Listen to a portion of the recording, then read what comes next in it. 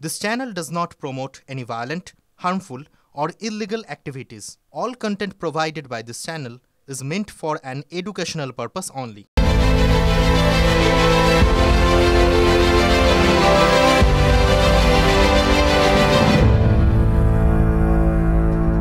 এবার দেখে নিন আজকে টপ 10 ব্রেকিং নাম্বার 1। কলকাতায় সিরিয়াল কিলার ধরল দিল্লি পুলিশ। দিল্লি পুলিশের অভিযানে গ্রেফতার উত্তরপ্রদেশের দুষ্কৃতী সোহরাব। 6টি খুনে অন্যতম অভিযুক্ত এই সোহরাব। পরিচয় ভাঁড়িয়ে কলকাতায় লুকিয়েছিল সোহরাব। ভিন রাজ্যের দুষ্কৃতীদের নিরাপদ আশ্রয় হয়ে উঠেছে Kolkata. Breaking number 2, Sealdah main লাইনে আরও একটি এসি লোকাল। সোম থেকে শনি চলবে শিয়ালদা কল্যাণী এসি লোকাল। শিয়ালদা থেকে এসি লোকালটি ছাড়বে দুপুর 3:10-এ। এসি লোকাল কল্যাণী পৌঁছবে বিকেল 4:32-এ। দেখব পরবর্তী ব্রেকিং 3 নম্বর ব্রেকিং। রবিবারও চলবে শিয়ালদা কৃষ্ণনগর এসি লোকাল। রবিবার শিয়ালদা থেকে ছাড়বে বেলা 11:55-এ। কৃষ্ণনগর থেকে ফিরতি এসি লোকাল ছাড়বে 3:05-এ। পরবর্তী ব্রেকিং দেখব এসআইআর নিয়ে ব্যাপক সাড়া গোটা দেশে। 12 রাজ্যে 50 কোটির বেশি এনিউমারেশন ফর্ম ইতিমধ্যেই বিলি করা হয়ে গেছে। সব থেকে বেশি ফর্ম বিলি করা হয়েছে উত্তরপ্রদেশে।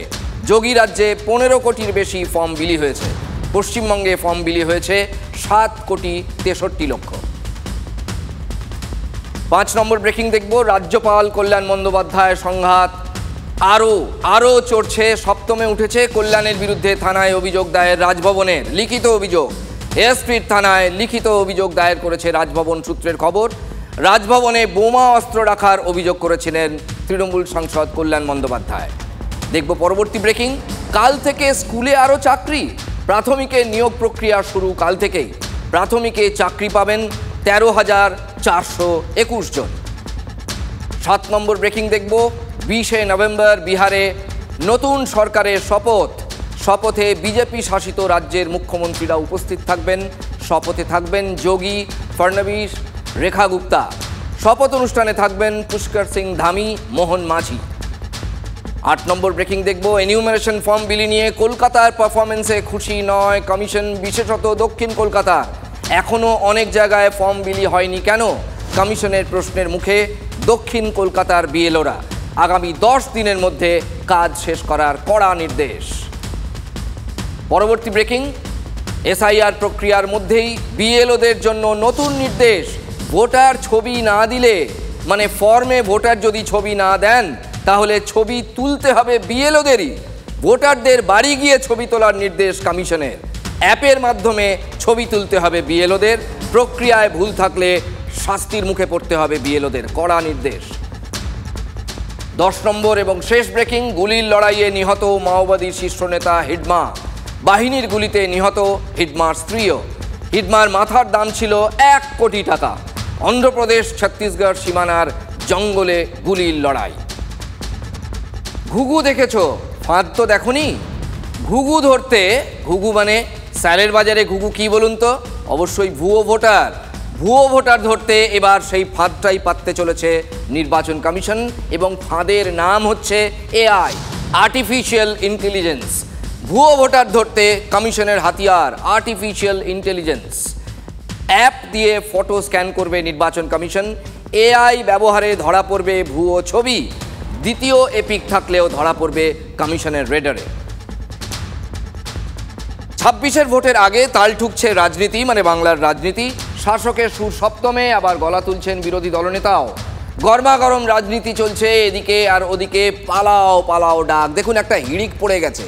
অদ্ভুত ব্যাপার। নিউ টাউন হোক বা সীমান্ত এলাকায়, সব জায়গায় দেখা যাচ্ছে এমন বাংলাদেশি বস্তি, সেগুলো মার্কড হয়ে গেছে বাংলাদেশি বস্তি নামে। লোকজন পালিয়ে যাচ্ছে। প্রশ্ন হচ্ছে তালা মেরে তারা যাচ্ছে কোথায়? ওপারে চলে যাওয়ার চেষ্টা করছে, ধরা পড়ছে না, নাকি তারা স্ক্যাটার্ড হয়ে যাচ্ছে, এলোমেলোভাবে ছড়িয়ে পড়ছে? কি ব্যাপার দেখুন প্রতিবেদন।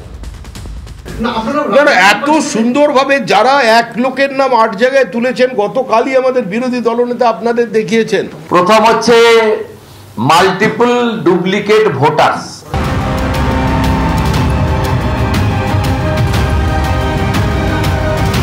আমরা যেটা দেখাবো বাংলাদেশি মুসলিম অবৈধ অনুপ্রবেশকারী তাদের পলায়ন।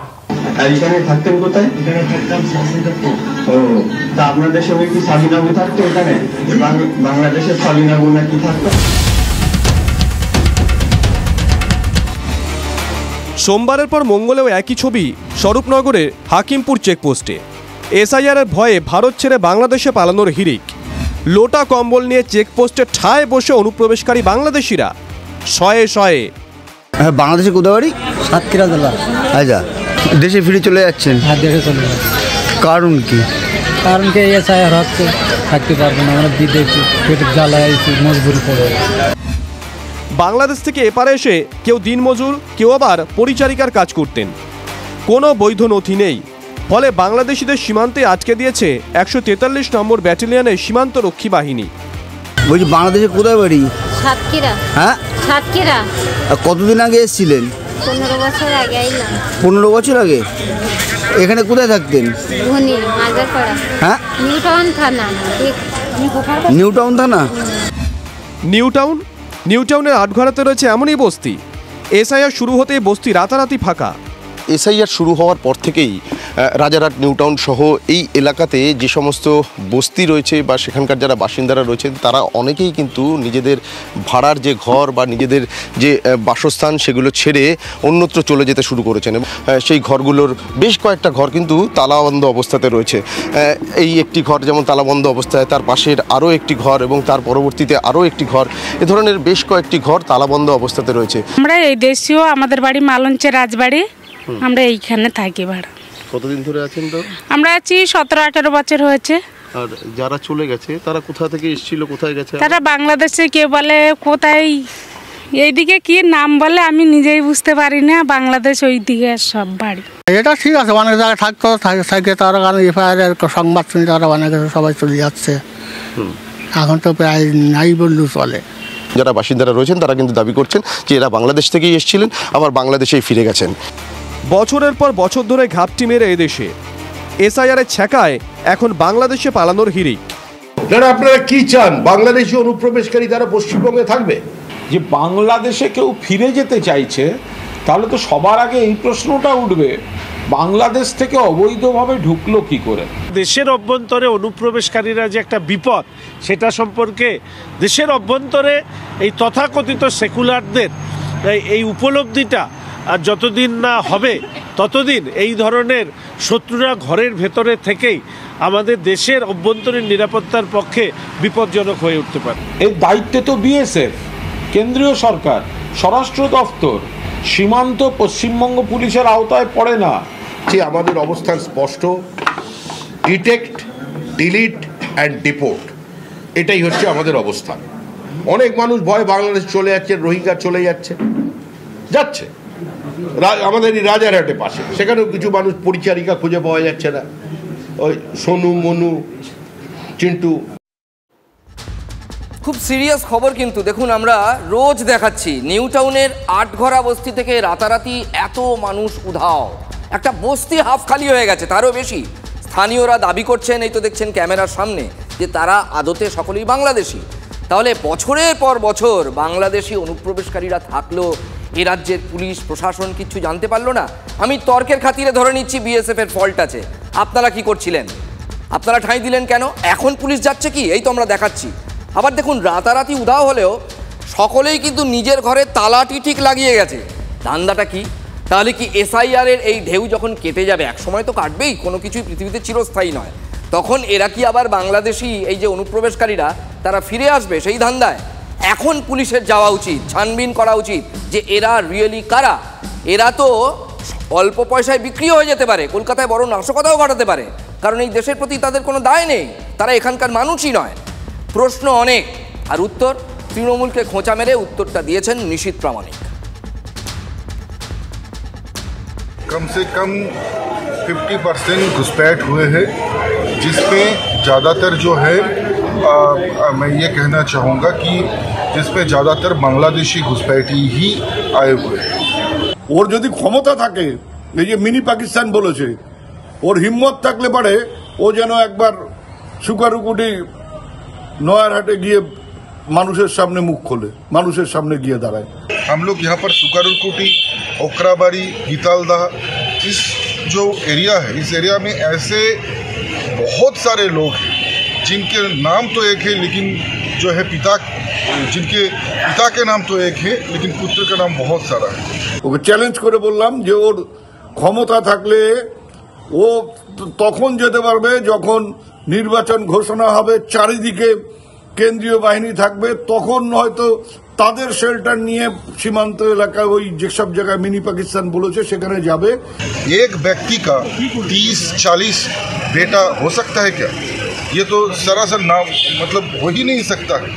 और कहीं पर जाके अपने बांग्लादेश से कोई आता है, यहाँ पर आके यहाँ की लड़की को शादी करते हैं और अपनी ससुर को पिता बना के नाम जो है वोटर आईडी कार्ड में এরকম একটা নাম বলুক যে যার বাবার মানে যে ব্যক্তির 30 জন সন্তান আছে এই 3টে অঞ্চলে, ও যদি নাম বলতে পারে রাজনীতি করব না যদি এরকম কোনো নাম খুঁজে বের করতে পারে।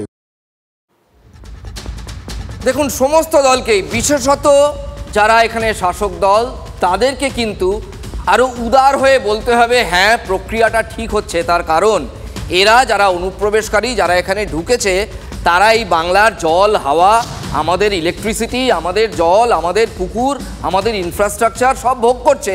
দিচ্ছে না কিছু, শুধু নিচ্ছে। ফলে এটা যে শুধুমাত্র বিজেপির ক্ষতি এমন তো নয়, ক্ষতিটা তো তৃণমূলেরও, এই রাজ্যের ক্ষতি। ফলে পেটি পলিটিক্সের ঊর্ধ্বে উঠে স্যার স্পষ্টভাবে বলছি ভালোভাবে হতে দেওয়া উচিত, তাতে আমাদের বাংলাটা বেঁচে যাবে। হিসেব করলে 101। আর একটা প্রতিবেদন দেখুন, যদি হিসেব কষেন তাহলে 101 শতায়ু। 1 জানুয়ারি 1925 থেকে আজ 2025 নভেম্বর, 1925 থেকে 2025 নভেম্বর, সপ্তগ্রামের চাক বাঁশবেড়িয়ায় মোহাম্মদ ইশফাক খানের এখন বয়স 101। তার কথাই বলছি। স্বাধীন ভারতে সেই 1951 থেকে যতবার নির্বাচন হয়েছে ততবারই তিনি ভোট দিয়েছেন, কিন্তু সেই শতায়ু ভোটারের নাম খুঁজে পাওয়া যাচ্ছে না 2002 সালের ভোটার তালিকায়। তাহলে কি নাম কাটা গেছে? পরিবারের চিন্তা কোথায় জানেন? পরিবারের চিন্তা SIR এর পর ভোটার তালিকায় নাম থাকবে তো।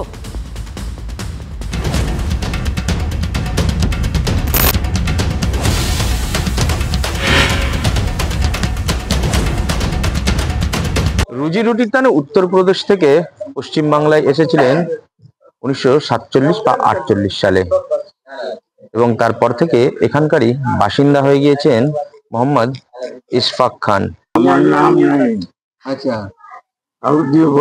ভোট দিয়েছেন আপনি? ভোট দেন তো? ভোট अनेक दिए। अच्छा, आज से नहीं, संघर्ष में होता रहा वो सेम थे। अच्छा, उसके बाद यहाँ आया वो सेम थे। वोट तमाम दिए हैं, नाम कटा करते हमको मालूम है। पिछले साल भी दिए हैं। हाँ,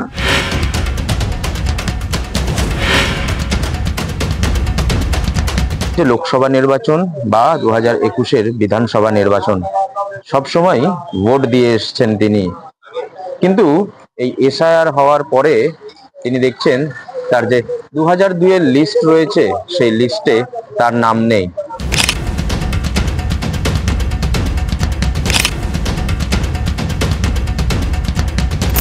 সব ছেলে পেলে সবাইকে নাম, আমার ছেলে আমার উঠেছে, আমার ছেলেও উঠেছে, কিন্তু আমার বাবার নাম উঠেনি। আমার বাবা 100 বছরে এখানে থাকছে।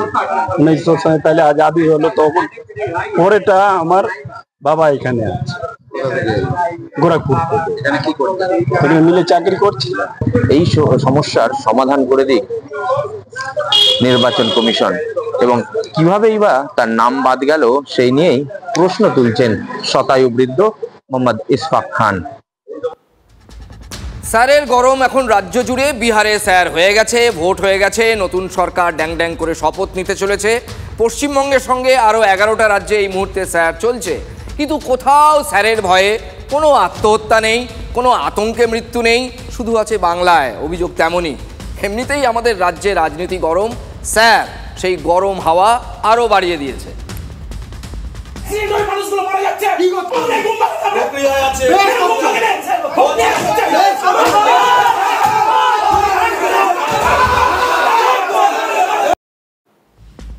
পুরো গরম হাওয়া, ফুল অ্যাকশন মোড। দেখলেন তো, খানাকুলের বিজেপি MLA সুশান্ত ঘোষ এবং বিডিও অরিন্দম মুখোপাধ্যায় দুজনেই টেবিল চাপড়াচ্ছেন।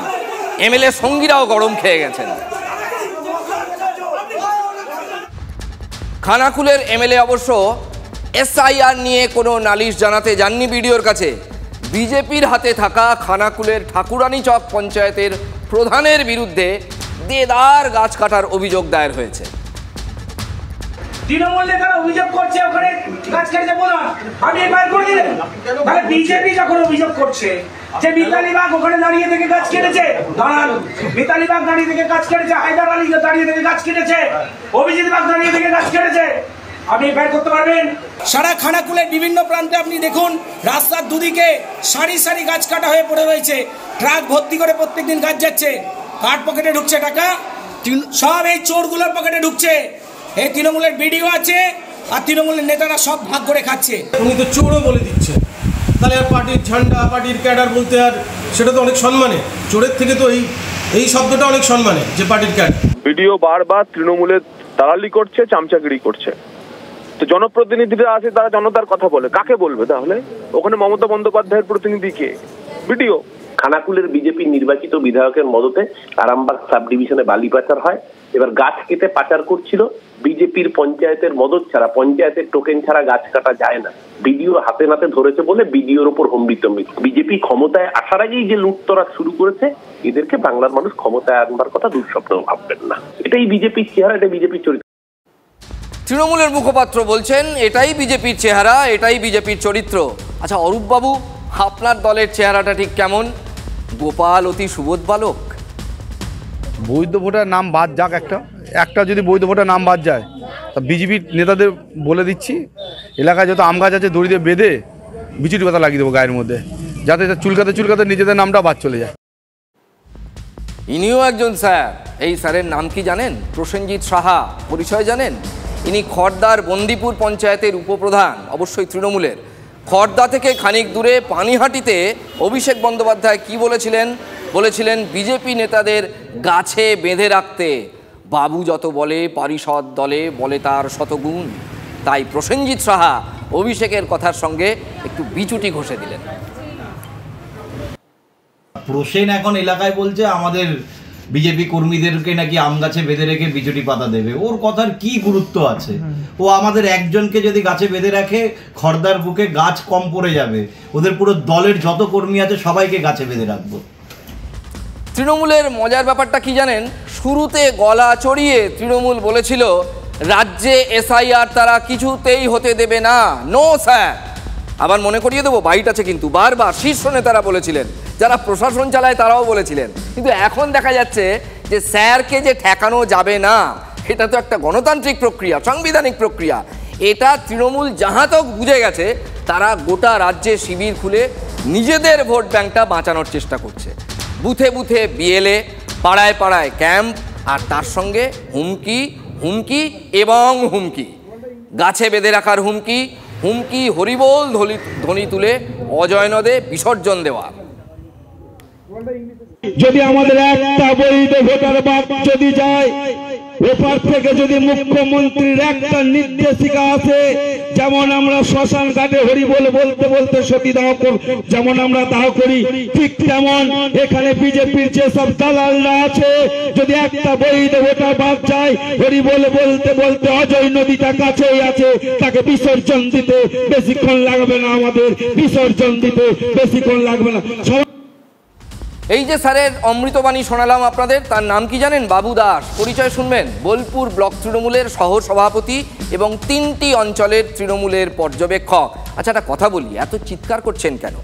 আপনারা তো ঘুরছেন বিএলওর সঙ্গে, সমস্ত বুথে তো আপনাদের বিএলএ আছে।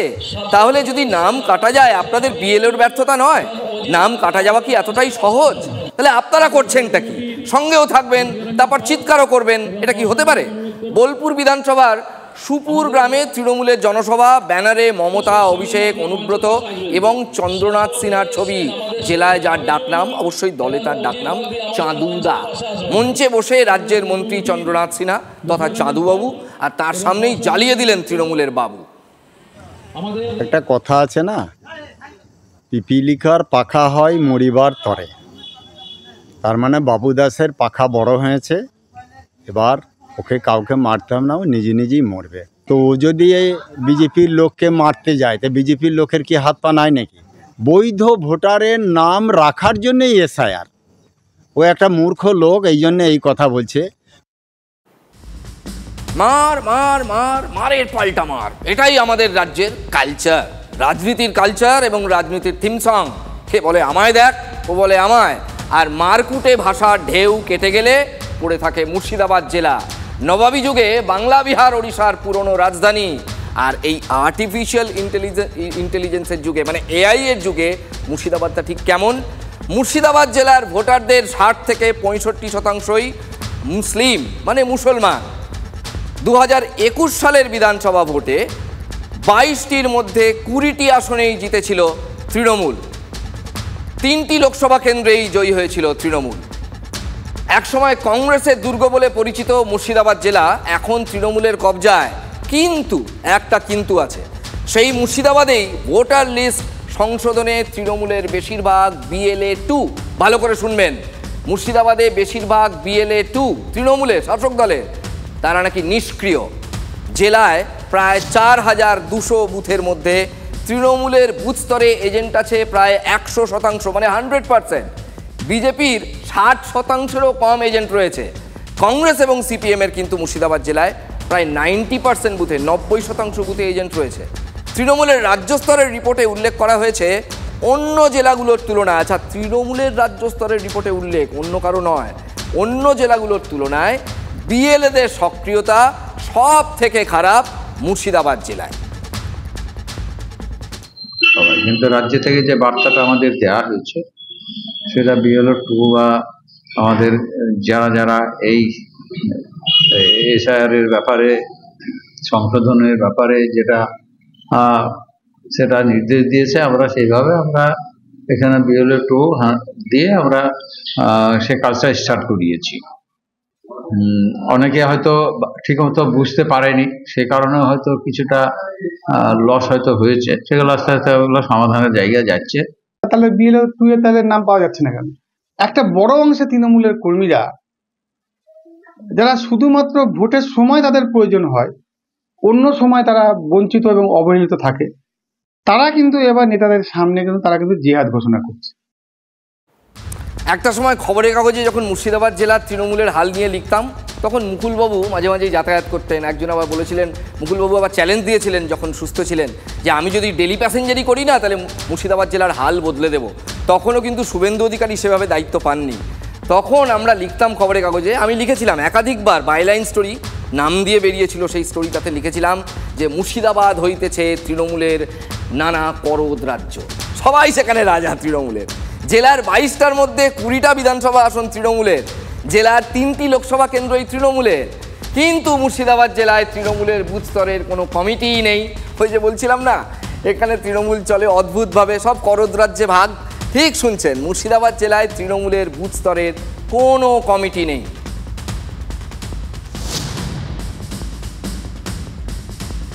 2024 সালের জানুয়ারি মাসের 19শে জানুয়ারি কালীঘাটের বাড়িতে দিদিরা যখন মিটিং ডেকেছিল, তখন এই প্রশ্নটা আমি তুলে দিয়েছিলাম সেদিনকার মিটিংয়ে, যে মুর্শিদাবাদ জেলার সব কাগজে বাগ, এবং দিদি ভালো করে শুনেও ছিলেন, কিন্তু অন্য কারো শুনতে চাইনি, মানতে চাইনি, কিন্তু দিদি শুনেছিলেন আমি যে বক্তৃতাটা করেছিলাম যে বুথ লেভেলের কমিটি নেই।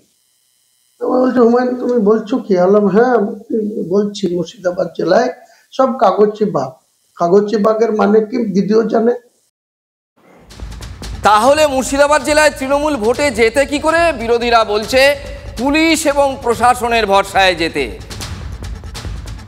তৃণমূলের সবাই ধরেই নিয়েছে, নিচু স্তরের কর্মী থেকে শুরু করে নেতা পর্যন্ত, তারা প্রত্যেকেই ধরে নিয়েছে পুলিশ মামা থাকবে, প্রশাসনিক আধিকারিকরা থাকবে, মাস্তান থাকবে, ভোট আমাদের হয়ে যাবে। ফলে ভোটার লিস্টে কি আছে না আছে তার জন্য আর বই বুথে গিয়ে কি লাভ। মুর্শিদাবাদের তৃণমূলের BLA-রা মাঠে নামছেন না, তারা নিষ্ক্রিয়। অথচ রাজ্যের সব থেকে বেশি মুসলিম জনসংখ্যার জেলা নিয়ে তৃণমূল কি দুশ্চিন্তায়? এমনিতেই তো চাপ বাড়িয়ে দিয়েছে বিহার, তার ওপর আবার মিম আছে, মিম আসাদুদ্দিন ওয়াইসির মিম, হুমায়ুন কবির আছেন। আশঙ্কা কিসের আশঙ্কা? বিহারের ফলাফলের সঙ্গে আমাদের এখানে কি সম্পর্ক? ওরা বুঝে গেছে যে আমাদের তেজপাতা হিসেবে ব্যবহার করছে, তরকারিতে লাগে, খাওয়া যায় না। রান্না করতে গেলে তেজপাতা দিয়ে রান্নাটা খুশবু করে নেবে, আর বাকি পাতে আসবে যখন ওটা চুষে ছিঁড়ে করে ফেলে দেবে। পশ্চিমবঙ্গে তো তেজপাতার জাত মনে করে।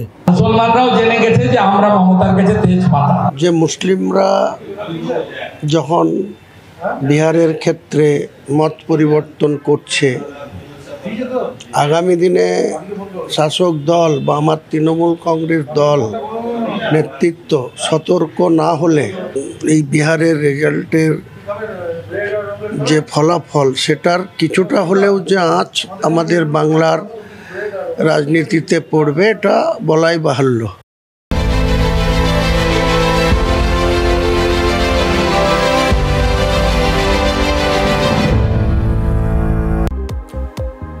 এবার রবিবারও মিলবে AC local. Sealdah Krishnanagar AC local সকাল 11:55 ছাড়বে শিয়ালদা থেকে, কৃষ্ণনগরে পৌঁছবে দুপুর 2:20 আবার তা কৃষ্ণনগর থেকে ছাড়বে দুপুর 3:57 শিয়ালদা পৌঁছবে সন্ধ্যে 6:20।